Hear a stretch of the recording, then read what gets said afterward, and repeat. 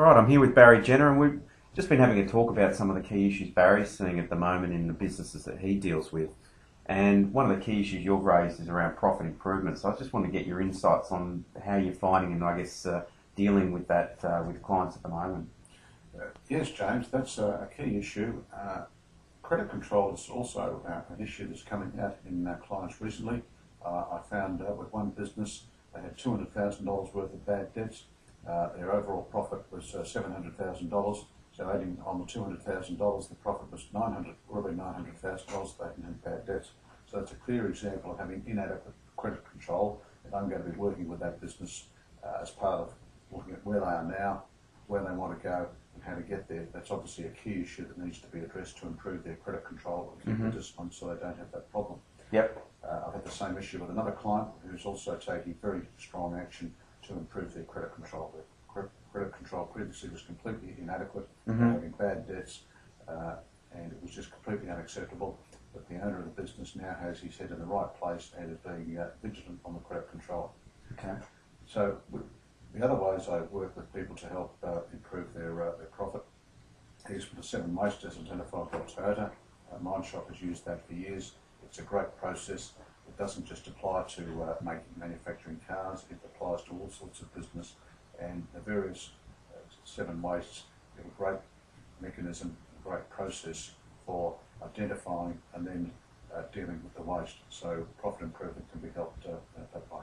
Yeah, and I guess the other good thing about 7 wastes is that it uncovers a lot of stones that people don't typically look under to look for profit improvements. People typically go for the traditional areas and cut and change things, but this can actually be something that's quite positive, or looking for underutilised products and other efficiencies that they typically wouldn't look at. That's right. The process really gets people to look at things in a different way and identifies a whole range of other waste that people don't think about: excess capacity, excess inventory. And excess inventory, not just in the physical sense, can be an excess inventory of office space, warehouse space. Even if it's something as simple as having a $1 million overdraft and you need $700,000 overdraft, you have an excess inventory of $300,000 of overdraft. So it really helps people identify other more hidden wastes. Okay, so what do you think, I guess, when you're thinking of profit improvement, what do you think of probably the key 3 ideas that you could suggest for people to think about if they're looking to improve their level of profitability?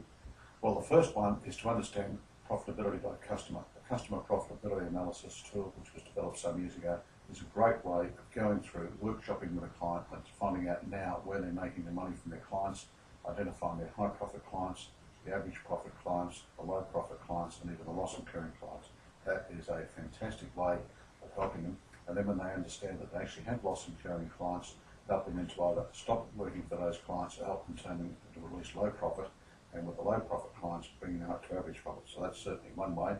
The other one is the 7 wastes, and the other one is to just go through and do the basic Mindshop strategic business planning process, and that gives the client the focus, the business the focus as to what they need to do on, and it gets them focused on the 80-20, the 20% of actions will give them 80% of the benefit, the Pareto benefit. That will help them get them moving in the right direction, and it also helps the staff. Staff get involved in the process, and that way they become part of the solution rather than remaining part of the problem. So that keeps everyone vigilant about not doing things that they shouldn't be doing, giving them the courage to say no.